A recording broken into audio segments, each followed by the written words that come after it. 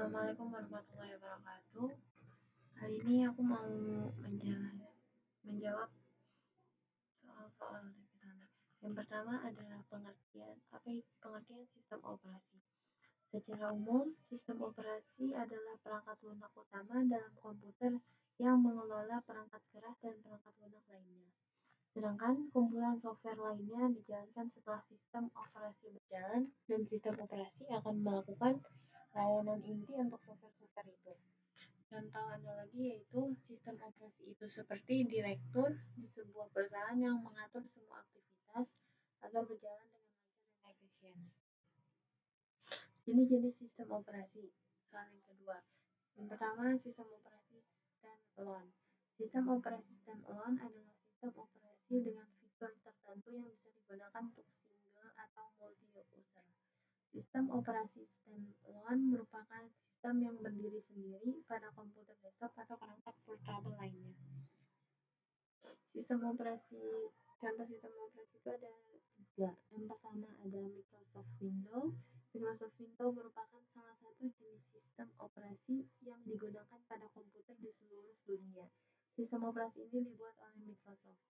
Yang kedua ada Linux, sistem operasi yang dibuat oleh programmer asal Finlandia bernama Linus Torvalds. Linux telah populer di kalangan programmer dan server perusahaan. Yang ketiga ada macOS. Sistem operasi macOS dikembangkan oleh Apple. Semua komputer dan desktop Apple dan Macintosh dilengkapi dengan macOS versi terbaru yang sebelumnya dikenal sebagai sistem macOS X. Yang kedua itu sistem operasi libcd. Libcd adalah jenis sistem operasi yang bisa berjalan seluruhnya pada CD atau DVD tanpa perlu instalis pada hard disk sistem. Sistem ini akan memanfaatkan RAM yang ada dan perangkat penyimpanan eksternal dan pluggable dalam menyimpan data. Contoh sistem operasi libcd yang pertama ada Knoppix, CentOS, Linux Mint, WinXP libcd. Yang ketiga ada sistem operasi embedded. Sistem operasi embedded adalah sistem operasi khusus yang dirancang untuk digunakan pada perangkat embedded tertanam yang merupakan perangkat flash khusus yang bertujuan untuk menjalankan tugas-tugas tertentu. Sistem ini tidak berdiri sendiri. Contohnya ada EOS, Linux OS, Java OS, and Embedded Linux. Yang ketiga ada sistem operasi jaringan. Sistem operasi jaringan atau Network Operation System (NOS) adalah jenis sistem operasi yang dirancang khusus untuk mengelola dan mendukung operasi jaringan komputer. Dapat diinstal pada perangkat jaringan seperti router, server hosting, maupun perangkat lain yang berfungsi melayani transaksi data antar komputer dalam satu jaringan atau dengan komputer lain yang berada di luar jaringan tersebut.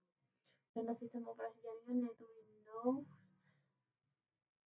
Linux, Debian, Ubuntu, Fedora, Mikrotik, router board, OS lain, dan vendor perangkat lainnya. Pertanyaan selanjutnya, yaitu Linux. Linux adalah sistem operasi berbasis Unix yang bersifat open source, terbuka, sehingga bebas untuk digunakan, dimodifikasi, dan didistribusikan oleh siapa saja. Linux dikenal karena stabilitas, keamanan, dan fleksibilitasnya. Selain digunakan mengoperasi komputer, Linux juga dibutuhkan untuk mengoperasikan software atau aplikasi. Yang pertama itu adalah kernel Linux, adalah inti dari sistem operasi Linux. Pembahasan open source. Linux bersifat open source yang berarti bahwa kode sumbernya dapat diakses dan dimodifikasi oleh siapa saja. Dapat diibaratkan bahwa open source berarti label atau lisensi pengembangan yang pengelolanya tidak dikoordinasikan serta dikontrol oleh seorang individu atau sebuah lembaga. GUI VSLI. Kata singkatnya GUI yaitu Graphical User Interface adalah Ubuntu Desktop dan itu adalah Ubuntu Server. Secara singkat, CLI lebih efisien dan fleksibel untuk tugas-tugas teknis, sedangkan GUI lebih user-friendly dan ideal untuk pengguna sehari-hari. Selanjutnya, stabilitas keamanan.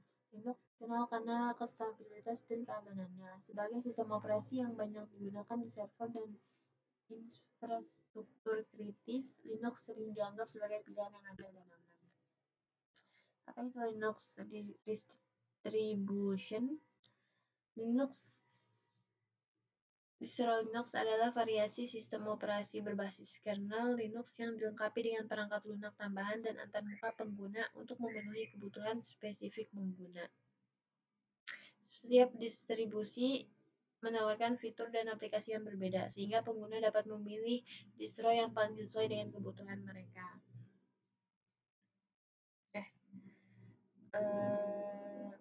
Ada macam Linux yaitu Debian, family identik dengan Pack Manager, Red Hat, SUSE, family identik dengan Packet Manager.